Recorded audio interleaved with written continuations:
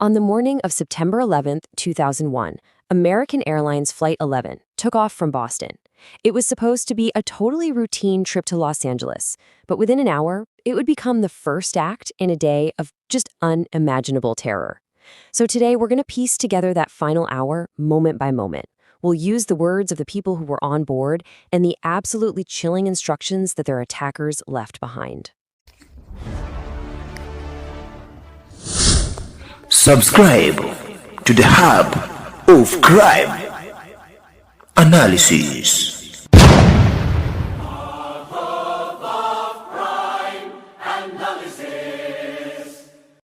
Here's a crazy detail. After the attacks, the FBI found 2 bags at Logan Airport that had actually missed the flight. They belonged to Mohammad Atta, the ringleader. And inside, they found this, a 5-page handwritten document. It wasn't just a tactical plan. It was like a psychological manual for murder. This line right here, it gives you a stark, unsettling look into the mindset of the men who were boarding that plane.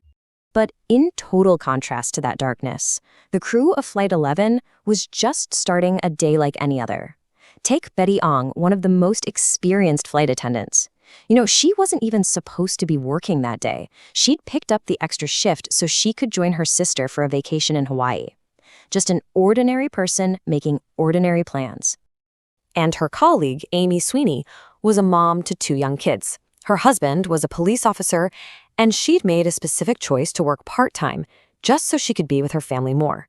For her, this job was all about one thing, building a life centered on her children. And up in the cockpit, you had Captain John Ogonovsky. He was a 23-year veteran of the airline, an Air Force pilot before that, married with 3 daughters. And sitting right beside him was First Officer Tom McGinnis, another former Air Force pilot, married with 2 kids. I mean, these were skilled, dedicated professionals, the kind of guys you want responsible for the lives on board. So you can just picture the scene, right? It's a bright, beautiful, clear Tuesday morning. Passengers are finding their seats, the crew's going through all their normal safety checks, everything. And I mean, everything points to a completely normal flight across the country. Okay, so let's just walk through the timeline of those first minutes. At 7:46 in the morning, Mohammad Atta is one of the last people to board. Just 13 minutes later, the plane pushes back from the gate. And then at exactly 8 a.m., Flight 11 is in the air, climbing up into a perfectly clear blue sky. By all accounts, a totally routine departure. So as that plane is climbing, let's go back to that manual for a second. The hijackers were told not to show any signs of stress, but to be happy, optimistic, calm. This instruction to smile, it wasn't just about blending in or not getting caught. It was about their belief system. They truly believed they weren't committing an act of destruction, but that they were on a journey to paradise. And then, all of that normalcy just shattered. At around 8:14 a.m., somewhere over central Massachusetts, the attack began. And that manual, it was very explicit. Strike like champions. This was it. This was the moment the plan was put into violent motion. So the big question is, what was actually happening inside that cabin? In an instant, the passengers and crew were plunged into this terrifying new reality. And really, our only knowledge of it comes from the few people who managed to get the word out. The first reports we have, pieced together from phone calls made just minutes later, they paint this absolutely chaotic picture. We know at least 2 flight attendants were stabbed. A passenger in business class, Daniel Lewin, who was actually a former captain in the Israeli Special Forces, had his throat slashed. He likely tried to intervene. Then mace or some kind of gas was sprayed, and somehow the hijackers forced their way into the cockpit. It was all about speed, surprise, and just brutal violence. But in the face of all this terror, something incredible happened. The crew, despite their injuries, despite the chaos, they began to fight back. Not with weapons, but with information. The very first acts of resistance on 9/11, they were phone calls. This is the first thing we hear from Betty Ong. And just think about the presence of mind this took. She is calm, she identifies herself by her crew number 3, and she just states the facts. The cockpit is not answering. It's pure professionalism under the most extreme pressure you can possibly imagine. She's just following procedure to report an emergency. And at almost the exact same moment, Amy Sweeney gets through on an airphone. And her words are just as focused, just as urgent. Listen and listen very carefully. She and Betty, probably working together, relaying information from different parts of the plane, They become the world's first intelligence source on the 9/11 attacks. So you have these calls coming from the plane. What did that mean for the people on the ground? Well, for the air traffic controllers, the picture was still incredibly confusing. They knew something was wrong, for sure, but they had no idea of the horror that was actually unfolding inside that plane.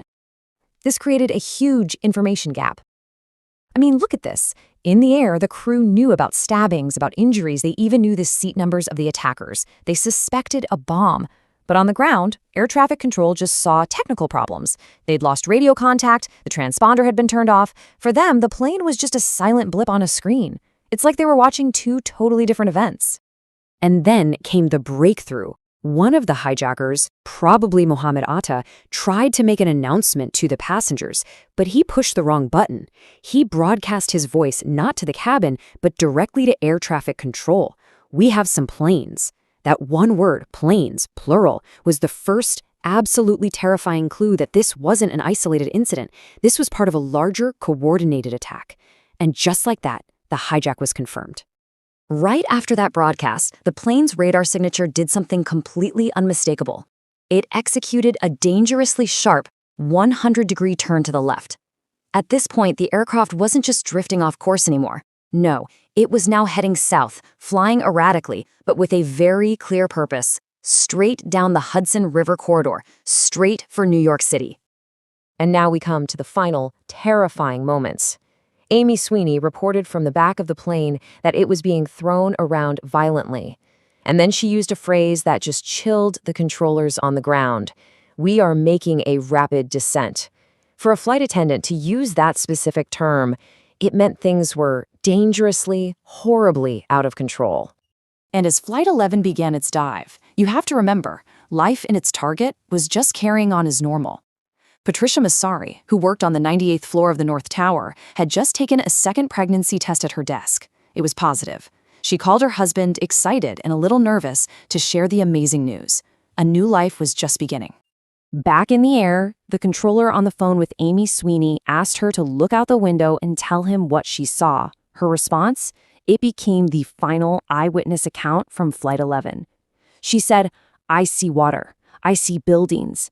And then, her voice rising with alarm, "We're flying low. We're flying way too low." And a moment later, the line just went dead. At 8:46 a.m., Flight 11 hit the North Tower. In the middle of all that chaos and horror, the crew of Flight 11 never, ever stopped doing their jobs. They were calm, they were resourceful, and they were unbelievably brave. As Amy's husband Michael said later, when we talk about heroes, we have to remember the heroes in the air.